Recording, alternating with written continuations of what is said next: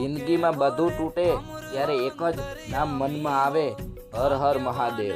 આજે શિવરાત્રિનો પાવન દિવસ, એટલે ચાલો વાત કરીએ આસ્થા અને મહેનત અને મહાદેવ વિશે। શિવરાત્રિ એટલે જાગૃતિ અને આત્મવિશ્વાસ અને સંયમ। મહેનત કરનારા માણસને માટે શિવરાત્રિ પ્રેરણાનો દિવસ છે, અને ખેડૂતો માટે વરસાદ, જમીન, જીવન બધું કુદરતી પર આધાર રાખે છે। ખેડૂત બીજ વાવે છે, ફળ ભગવાન આપે। ખેતરમાં મહેનત પણ મનમાં શાંતિ। મહાદેવને યાદ કરીને કામ કરીએ તો થાક ઓછો લાગે। મુશ્કેલી આવે ત્યારે હાર ન માનવી, પરંતુ હર હર મહાદેવ બોલીને ઊભા રહીએ। નિષ્ફળતા અને અંતની શરૂઆત।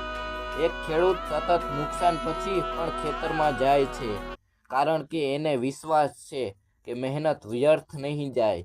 મહાદેવ વિશ્વાસ શીખવે છે કે ભાગ્ય નહીં બદલાય, દ્રષ્ટિ બદલાય।